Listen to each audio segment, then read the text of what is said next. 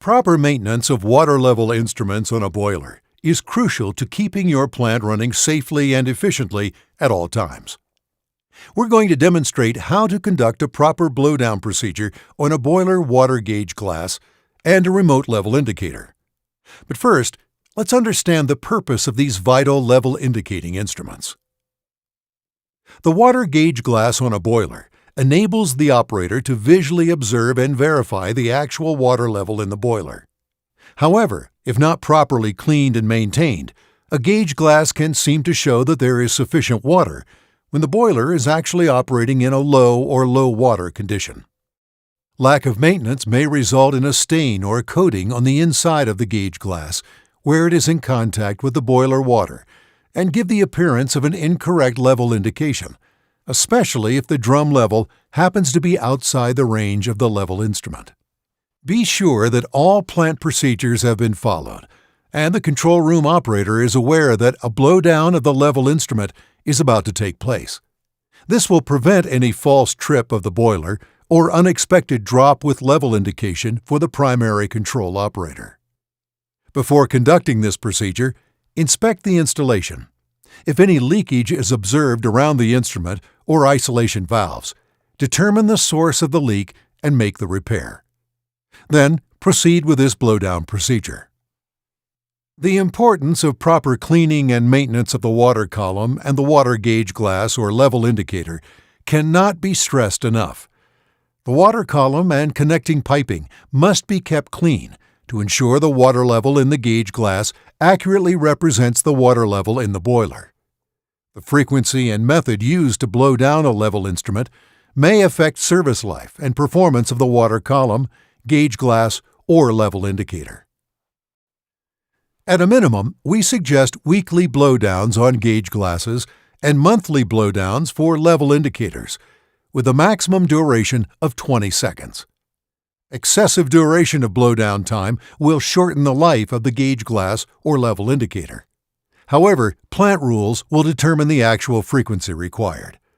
The user may also consider the quality of their boiler water as an influencing factor to determine the blowdown frequency. Furthermore, operators must consider proper blowdown procedures in order to keep the connecting water piping clean, even if the glass or level sensors remain clean for extended operational periods. Simply opening and closing the drain valve on a level instrument to conduct a blowdown will not ensure that water is flowing freely from the boiler drum through the water piping to the level instrument. However, by conducting the blowdown in this manner, the water that is in the instrument will drop and go out the drain, but there is no assurance the water leg piping between the boiler drum and the level instrument has been flushed. This is because the steam and water are both flowing from the outlet of the open drain. By following this procedure, the operator will ensure that steam and water both flow freely in this piping by testing them independently. The intent of this part of the procedure is to remove any debris or sediment from the water leg piping. While the risk of developing a blockage in the steam piping is very low, the risk for sediment buildup in the water piping is much greater over time. After following the blowdown procedure for a gauge glass or remote level indicator, the operator can be assured the steam and water connecting piping will be thoroughly flushed.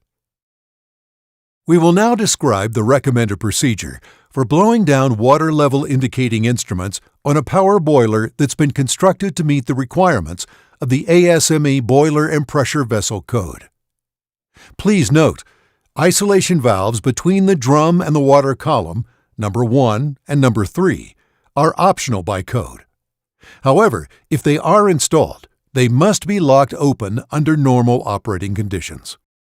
The drain valve number 5 on the water column is required by code. Using this drain valve alone is not a sufficient method to flush all the steam and water piping. This valve will remain closed during the following procedure. To begin the blowdown procedure, close the steam valves number 1 and number 2. Next, with water valves number 3 and number 4 in the open position, open the drain valve number 6, and the water will discharge. Water will be flashing due to the elevated temperature. This discharge from the water leg piping should be observed flowing out of the drain. The drain must be routed to a safe location, away from the operator. The drain piping may be routed to a condensate tank or a location away from the instrument, which may require a second individual in order to validate the flow. After 20 seconds, close the water valves number 3 and number 4. Then, open the steam valves number 1 and number 2, leaving the drain valve number 6 open. Steam will flow through the gauge glass and the drain valve outlet. After an additional 20 seconds, close the drain valve number 6 and open the water valves number 3 and number 4. The blowdown procedure for a gauge glass configuration has been completed, and the indicated water level should promptly return. If the water level does not promptly return to normal, the connecting piping may be partially clogged and need to be physically cleaned.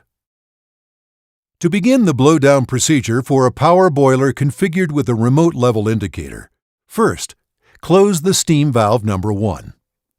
Next, with water valve number 2 in the open position, open drain valve number 3, and the water will discharge. After 20 seconds, close the water valve number 2. Then, open steam valve number 1, and steam will blow through the remote level indicator and the drain valve outlet. After an additional 20 seconds, close the drain valve number 3 and open the water valve number 2. The blowdown procedure for a remote level indicator has been completed, and the indicated water level should promptly return. If the water level does not promptly return to normal, the connecting piping may be partially clogged and need to be physically cleaned. Finally, as an important safety tip, operate all of these valves slowly.